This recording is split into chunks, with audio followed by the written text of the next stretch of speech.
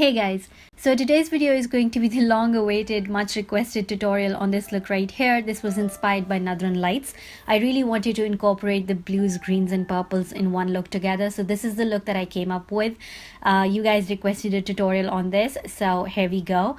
I do have to apologize in advance and warn you guys that I am busting out like 100 different palettes to create this look. 100 might be an exaggeration, but I am using somewhere between 7 or 8 different products, which is insane. So I would like to ask of you to just concentrate on the color and the finish of the eyeshadows I'm using, and you can just find alternatives in your own collection to create something very similar.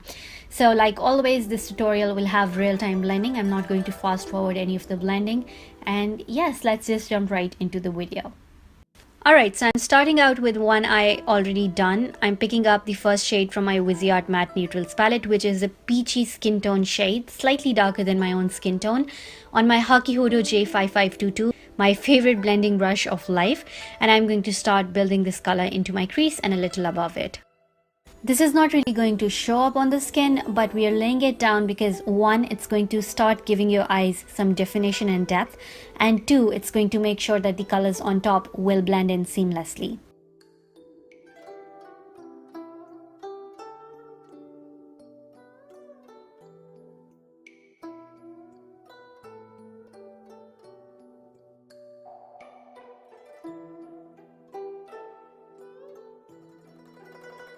Now to define the crease a little bit more, I'm going to take a slightly darker version of brown from that same palette on that same brush, and I'm going to lay it down exactly where I laid down the peach shade.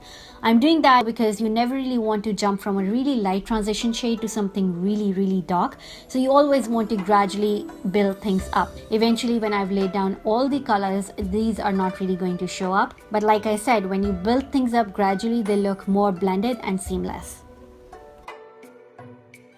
So now I'm picking up the shade Aubergine by Kryolan from their 10-pan matte eyeshadow palette called Shading.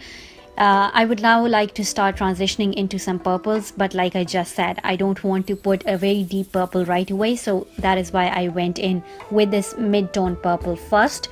I'm taking it on my Hakuhodo J5533, which, like I mentioned in my last tutorial, is a perfect brush if you would like to lay down some color into your crease, a little above it and a little below it. Especially if you have hooded eyes or slightly hooded eyes, this is a wonderful trick. Anyway, so now I would like to seriously darken things up, which is why I'm picking the single matte eyeshadow by Inglot in the shade 297 on my Hakuhodo J5523. I'm going to pick the eyeshadow on one side of the brush. Then before going in to apply it to my eyes, I'm going to flip the brush around, making sure the part with the eyeshadow is facing upwards. And so I'm going to slightly start dragging it in my crease. That way the eyeshadow is just going to be applied right above my crease. This brush is made of white goat hair, which is typically ideal when you really want your product to move around. And I did want my product to move around because I wanted to apply this eyeshadow evenly across the upper parts of my crease. But once I was happy with the way that the eyeshadow was placed, I went in with a different brush, the Hakuhodo G5523. The exact same brush but made of blue squirrel. This one is super soft, and super soft brushes are normally not that great with blending the eyeshadow or moving the product around, but they come in really handy when you don't want your product to move around. This is a really dark color and I don't want to blend it really high into my crease. I want it to stay where it is. So I'm going in with this really soft brush and I'm going to make sure that there are no harsh lines, but the product stays where I placed it. Then I'm going to pick up the shade Night Blue from my Kryolan palette on my Chikuhodo Z10. This is a beautiful, deep, rich navy blue. You can use any dark blue or navy blue that you have in your collection. All the eyeshadows that I've used so far are really good quality, so even though it was a really dark look and I already had my face makeup on, I had zero fallout. If you're afraid that you might get some fallout from your eyeshadows, you might just want to do your eye makeup first. Anyway, so I'm going to pack this eyeshadow on the outer and inner corners of my eyes, gradually dragging that color into my crease as well, so I can join the outer corner to the inner corner on my crease. But I'm going to leave the center of my lid entirely blank.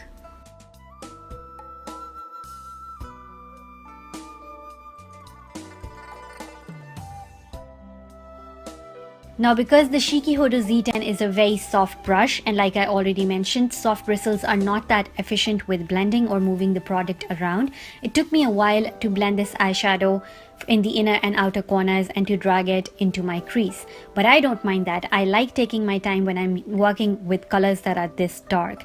I would rather spend my time blending this eyeshadow than try to do it quickly with a fluffier blending brush and having the product go everywhere. So when colors are this dark, I like to take it slow. And so once I'm semi-satisfied with the way that this looks, I'm going to go into my Hakuhodo G5529, which is another blue squirrel hairbrush. So again, very soft, but it's fluffier. So it's just going to make sure that there are no harsh lines, but it's still going to keep the color where it is.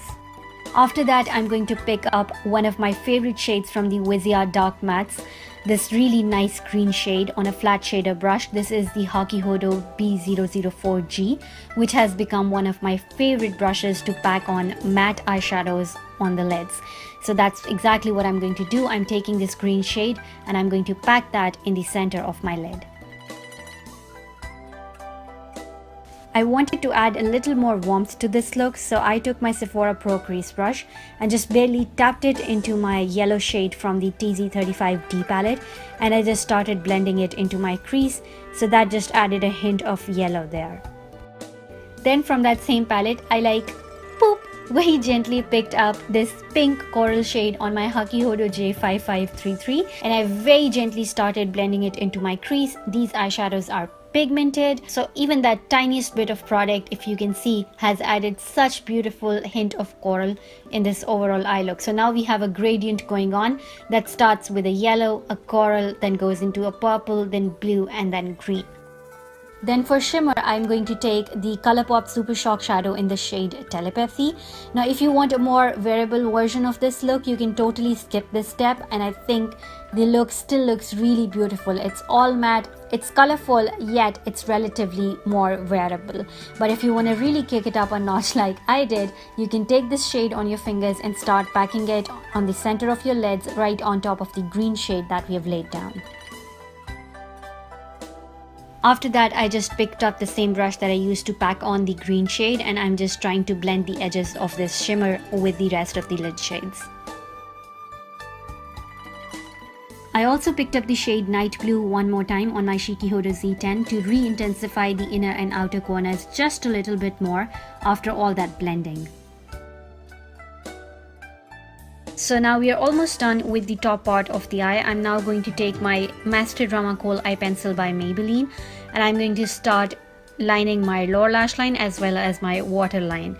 I'm then going to take my Morphe M432, which is a really fine definer brush, and I'm going to dip it into the night blue shade and start smudging my lower lash line.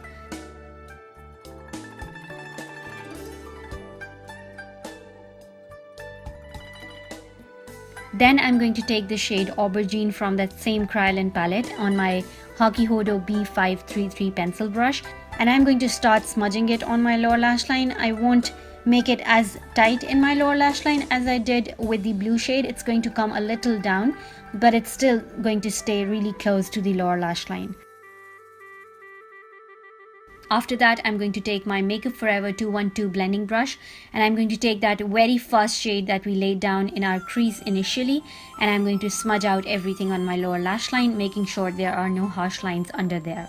Then I'm going to pick up my Colourpop Super Shock Shadow in Telepathy one more time, taking it on my pinky. I'm going to start smudging it just in the center of my lower lash line, kind of mirroring the effect that I have going on the top part of my eye. And then taking the tiniest amount of Telepathy on my finger, I'm going to pop that right into my inner corners. After that, I just put some mascara on my lower lashes as well as one thin coat on my upper lashes before popping on falsies, which I did off camera. And lastly, I'm going to take the Jouer highlighter in the shade Citrine and use that as my brow bone highlight. And so that completes the look.